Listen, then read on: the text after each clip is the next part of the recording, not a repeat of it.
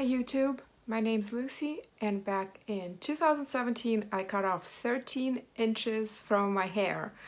In fact, it was about this short. So today I'll tell you how I grew it back long and strong and what I use to do that.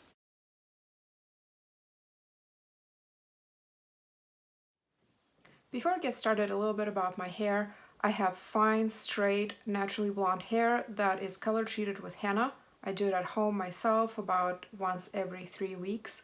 It is oily at the roots and dry everywhere else. So my number one tip for growing long and strong hair is stop cutting it. It does sound a little bit sarcastic, but it's not. When I was researching different ways to help hair grow long and strong, one of the things that keeps popping up everywhere online is to get regular trims. But if you think about it, that really doesn't make any sense. All of the hair that is down here, it's pretty much dead, and trimming it in no way will help the hair up here grow any faster. So while this seems to be a very popular piece of advice, I disagree with it. To me, if you keep cutting it every month, a quarter of an inch or even more, you will never make any progress. And that was true definitely for my hair. I used to go in every 4 weeks, get it trimmed, and I pretty much cut off everything that grew that month. So I never ever made any progress. I do occasionally go in just to get my tips more even, but that's about once a year. So if you want your hair to get longer, just stop cutting it and let it grow and do its thing. With that said, my tip number 2 is to go get a haircut if your hair is really damaged and beyond repair. Back in the late 2016, a couple months before my wedding, I attempted to go get a perm. I basically dream of having full, thick, red, curly hair, which is absolutely not what my hair is actually like. So I went to a salon, to professionals, to get it permed. And unfortunately, the perm did not take at all. My hair didn't really even get wavy, but it did get really damaged. And there was no saving it. I've tried just about everything I could think of, and first I cut off about I think 6 or 7 inches, and then I ended up cutting more. It was down to about here, and then I started to grow it out. So if you have severe damage or if you have split ends, even if they're really just toward the tips, do get that trimmed off, because split ends, if left to their own devices, will continue to unravel up the shaft and just cause more damage, making the hair you're growing out not appear very healthy. So in those cases, definitely do go get a trim or go get a cut. Tip number 3 is to focus on your scalp health. Scalp is skin, and we spend so much time, effort, and resources on the facial skin, but the scalp is often left neglected.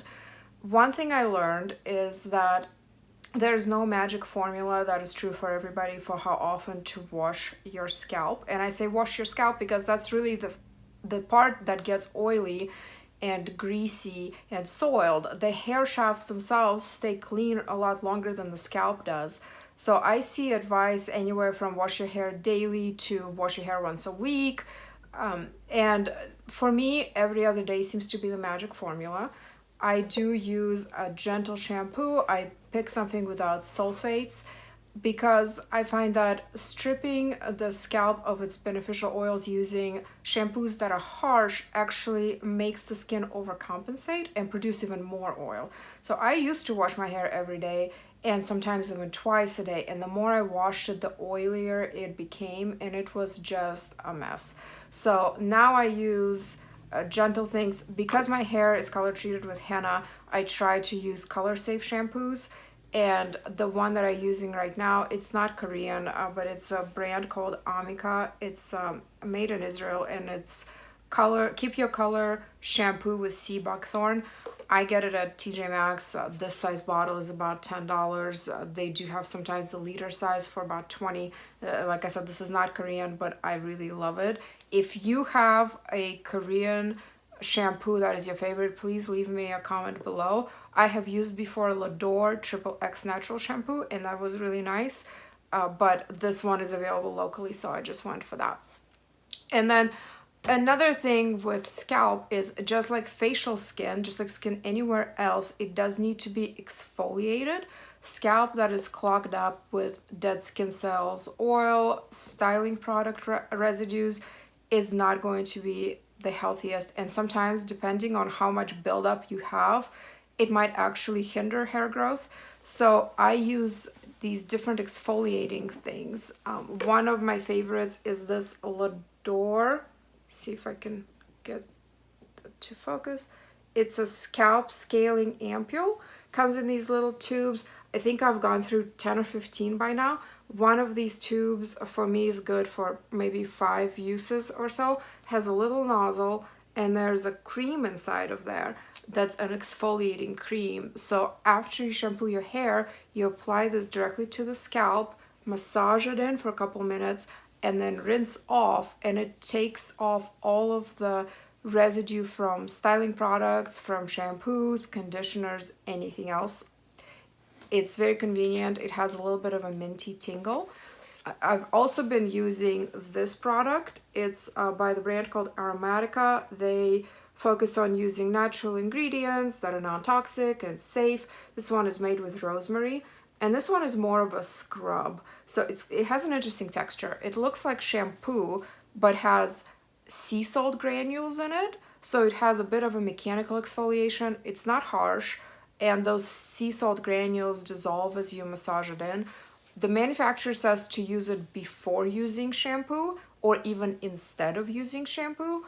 I use it before and then I do shampoo my hair, but this provides some mechanical massage because of the granules, and it's very gentle. If you do have open cuts or wounds or things like that in your scalp, don't use it because the salt will sting. But this has been good. I am almost out of it. And then another thing I use for scalp specifically are hair growth stimulating sprays. So I've used one that was American brand called Nioxin, but that made my skin really red and irritated, and if anything dripped down my forehead, which it often does when you're spraying things onto your scalp, then that skin would turn red, and I just didn't like it. So I switched to different Korean ones. I've had one by the Siam, I've had a Japanese brand called Minamoto, but this one is what I'm using right now. It's by the brand called Tosowoong, and it is a hair tonic nutrient fortifying clinic. It's basically an herbal blend, and it's mildly exfoliating, but it pretty much prevents buildup. It stimulates hair growth, and it also promotes blood flow to the area without turning everything red and without having any kind of unpleasant effects. I use this on clean hair, usually right after I wash it, so while everything is damp, and then I also use it the next morning. So I wash my hair every other day in the evening, so I would use this right after washing, then I would use it the next morning, and then the day after that is again time to wash my hair. So that's what I do, and I've been really enjoying it. So that's it for tip number 3. Just keep your scalp healthy and clean. Tip number 4 is go natural, meaning avoid heat styling, excessive teasing, brushing, combing, as well as harsh coloring products. This is why I use henna. Henna has somewhat a mixed reputation, and partially that is because way back in the day when it first became popular in the United States, a lot of products called themselves henna without actually being henna, and they had different harmful mix-ins that behaved very unpredictably when applied to hair, and so henna has this interesting reputation. But if you go with high quality henna that has just one ingredient, which is the ground up henna plant, then you are more likely to get good results. I will leave a link to the one that I use. I just get mine on Amazon, and it's been wonderful. I use it every 4 weeks. Now lately it's been every 3 weeks because my hair just grows so fast. And I let my hair air dry. Like I mentioned, I wash it in the evenings, and then I just let it do its thing. It just air dries, and then at night before I go to bed, whether it's freshly washed or if it's my second day hair, I put it in a braid just to protect it during the night from getting tangled, and also it gives this little wave. Last night I did a little twisty braids, I did two, and that's why I have more of a tighter wave, but most of the time I just do a regular braid and call it good. And to me, the longer the hair is, the easier it is to make it look good. I used to have a pixie cut, believe it or not, and I had to wash my hair every day with that. I had to style it every day. Otherwise, I just looked like a really sad, wet hamster, no volume. It just kind of plastered to my scalp and it looked horrible. Now that it's long, I can let it air dry, braid it, and that's it. And it looks fine the next day. My tip number 5 is to create less friction. Friction is rubbing and having some kind of mechanical tugging against the hair. The more of that happens, the more likely you will have breakage. And that's not what you want when you're trying to grow long hair. So I have a few tips for that. Tip number 1 is pay attention how you dry your hair when it's wet. I used to use these little moisture wicking microfiber towels, and they have little loops in them that attract moisture. But what they actually do as well is suck too much moisture out of the skin and create friction. Same with traditional hair towels that have little loops. They work fine for the body, but for the hair, it's just too harsh. I'm sure there's probably a product specifically for that, but what has been working really well for me are old soft cotton t-shirts, and I actually tend to steal my husband's t-shirts because he has quite a few and I don't think he ever notices that a couple of them have gone missing. So all I do is just open it like I would put it on with the the big opening kind of down, and I flip my hair upside down, put the t-shirt on and wrap it up and let it absorb as much water as possible, and then I take it out and let my hair air dry. Another part of the reducing friction is to try to not comb or brush your hair while it's wet. It is very fragile. I comb my hair before I wash it, or in fact I brush it. I use this thing, it's called a wet brush. I got it at TJ Maxx for $5. By the way, if you have a tip on how to get these little lint things off of it easily, please leave me a comment below because these drive me nuts. And I do take them off individually, but they just stuck on there and it's hard to get off, and okay, it just drives me nuts. So if you know how to get them off, please let me know in the comments. But another way, if you'd like, is to use a wide tooth comb, something like this. I think this one is from Target. I'm not sure. There's a million of these. Any brand will do, doesn't matter. But I do that before I wash my hair. Then I wash it gently and just do the t-shirt method and let it air dry, and any kind of tangles that are left, they do work themselves out, and then I will gently brush it before putting it in a braid once it's mostly dry. Another thing I do is use hair ties that are gentle. These are finally becoming popular in the United States, but I found out about these about 4 years ago. I work for a company with headquarters in Germany, and I noticed that the ladies who come from Germany, they all had these. They look like a phone cord, and there are all these different brands now, but they basically are very gentle. If you do a hair tie and you pull it out, it doesn't catch your hair, it doesn't rip it, and it also doesn't leave any kinks. So I bought, this is called For Your Beauty Trend brand. I actually brought mine from Germany, from a trip that I took there last year, but they can be now found anywhere. Amazon has lots of them. Ulta has them. I've seen them in Sephora. Probably Amazon or eBay would be cheaper, but I've been using those. And then before bed, so I put it in a braid to protect it from friction, but also I sleep on a silk pillowcase, which is great for your skin and hair. It reduces frizz and snagging. It also leaves fewer indentations if you're a side sleeper like myself on the facial skin. So I recommend you get one of those. It was a bit on a pricier side, but I just bought one and I wash it over and over. It does say to hand wash, but I've been doing gentle cycle and it's been working fine. Tip number 6 is get slippery. And what do I mean by that? When I was trying to find all the different ways to grow my hair out and to help it be long and strong, I kept coming across this term called slip in the forums about long hair. And what that means is basically, it's another way to reduce friction. You want your hair to be slippery, meaning it doesn't snag and you can run your fingers through it and it doesn't catch because it's shiny and it's healthy. And that kind of slip protects it from damage. So there are a few things that can give it slip, a few treatments. When my hair was very, very damaged and I was still trying to salvage it before cutting it after that failed perm, I've discovered this product. This is by a Korean brand called Lador, and Lador's fantastic. They make amazing hair care. But this one is the Hair Fill-Up Ampule, and it is a do-it-yourself in-home treatment. This little bottle is a one-use. So you mix that, what's inside, with equal amount of water, and it becomes this white paste, and you coat your hair with it. And any kind of treatment I do, unless it's specifically a scalp treatment, I apply only from about here to the ends. I do not put anything on the scalp since mine is already oily. So you put that on under a cap for about 10-20 minutes on clean, wet hair, and then wash it off, and it is amazing.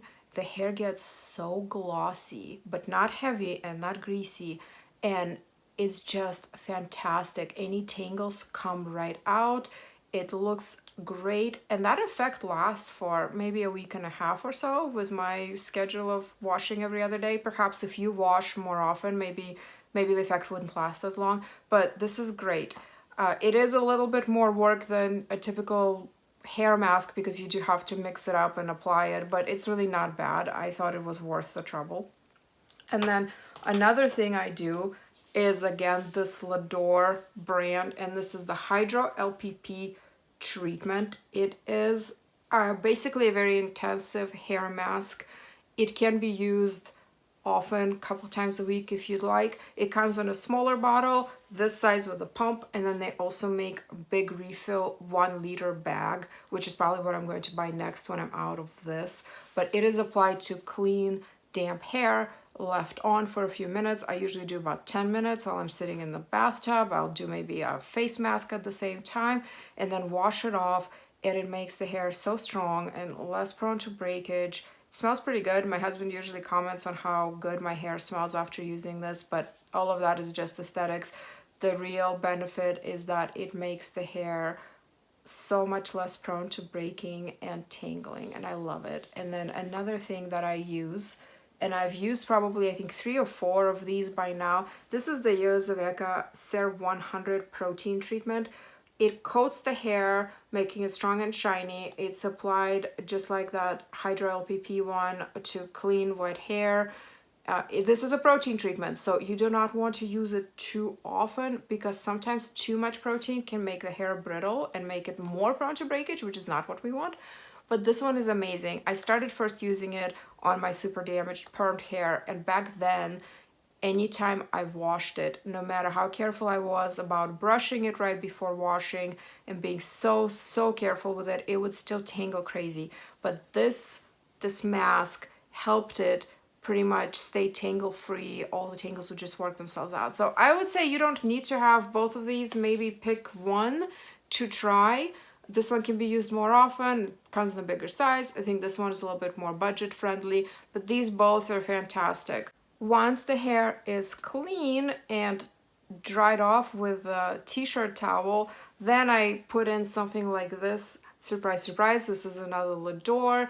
This is the Silk Ring Hair Essence, and it gives your clean hair that slip as well. It just takes a bit, just a little drop, and I spread it out from here to the ends. This does have silicones in them, which some people do not like.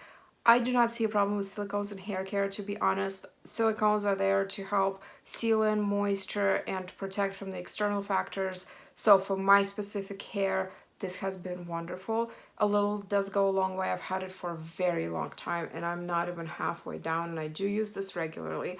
I use just a bit. It does not weigh the hair down or make it oily or greasy. It just makes it shiny and very manageable and very easy to brush later when it's more dry. and controls the frizz really well. It can also be applied to dry hair. If you have any kind of flyaways or if your ends are just not looking super great that day, you can use just a bit of this and rub it in and go from there.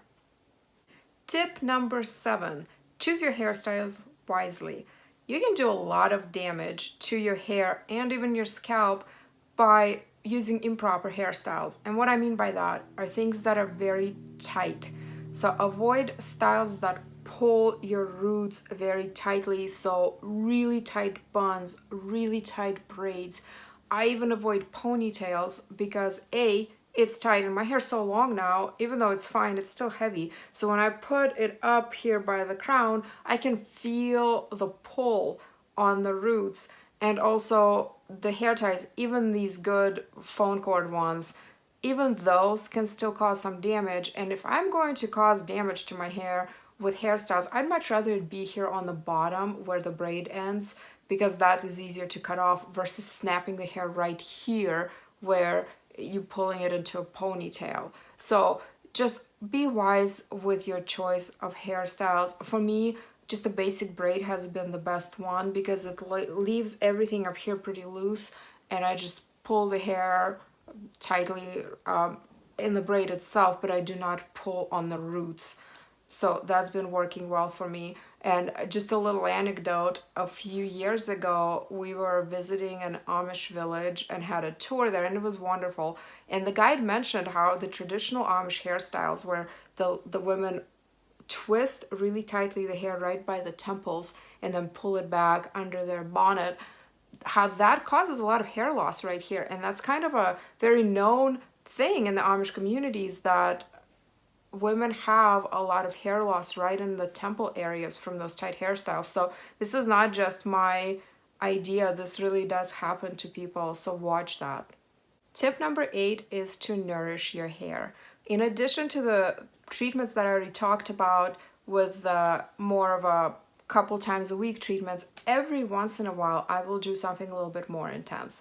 I have some overnight masks and I've reviewed them on my blog KBeautyHobbit.com before. I will put the links down in the description box so you can go check it out. But the ones I've been using are these S&P overnight masks. So each mask has 2 parts. There's the mask itself right here in the step 1, and then this little hat to wear at night to protect your pillows in step 2. These have been really lovely. I have the instructions on how to use them, but in short, you put it on your hair. Again, I avoid the scalp area, but I put it on the length and then put up the hair under that little hat and then wash it the next morning. And these have been just wonderful. And another one I have is the split ends prevention mask, which I love that it says prevention because there's really no way to treat split ends. Once the hair's split, the only treatment you can do is a cut. But preventing the split ends is something you can definitely do. And this one is a wash-off mask, but it's applied to the ponytail area. So mid-shaft down, and there's this little envelope that kind of comes with it, and you put it on to keep the hair in, and then at the end there's a little serum here, very similar to that L'Adore Silk Ring Hair Essence that is applied to hair after the mask is washed off. So that is something that I'd recommend doing, is some kind of a deep conditioning treatment, maybe once a week or once every 2 weeks. See how your hair is behaving. Everyone's hair is different, so always listen to your hair. My last and final tip, tip number 9, is to remember and enjoy your hair. Nobody says you have to have a certain hairstyle. It's just whatever you like. If you like long hair, you can definitely work on growing it. It is not an overnight solution. I really haven't found anything that makes it grow significantly faster, but mitigating the damage and helping the hair stay strong while it's growing out is definitely helpful. But if this is just a source of stress for you, then cut it. If you want to change, cut it. Maybe just sleep on it. Every few months I watch a movie where the main heroine has some kind of cool haircut or hairstyle, and I get that itch to go cut it. And then I remember how I do not have a team of stylists to make my hair look so fantastic as soon as I get out of bed, and it kind of goes away. But if this is something you want, then cut it. Why not? Don't let hair become a stress causing part of your life. There's so many other things that we stress about daily that hair and beauty shouldn't be one of them. It should be a source of joy and all those good endorphins. So hopefully these tips have been helpful to you. Please remember to subscribe to my channel and hit that notification bell so that you don't miss another video. If you have any ideas for the type of videos or topics that you would like covered, please leave me a comment below, or you can go to my Facebook group called Korean Beauty Fanatics and drop your ideas there. You can visit my blog, KBeautyHobbit.com, or find me on Instagram at KBeautyHobbit. I absolutely love seeing your comments and love seeing your feedback. Thank you very much for sticking with me as I learned this new vehicle of videos. I've been blogging for a while, but I have just been recently making videos due to reader demand, and it's been really fun learning everything and seeing your positive feedback and comments. If you have constructive criticism, I'm always open to that because that's how we grow. So until next week, I hope you're having a great day, and remember to listen to your skin and, in this case, to your hair. Have an awesome day.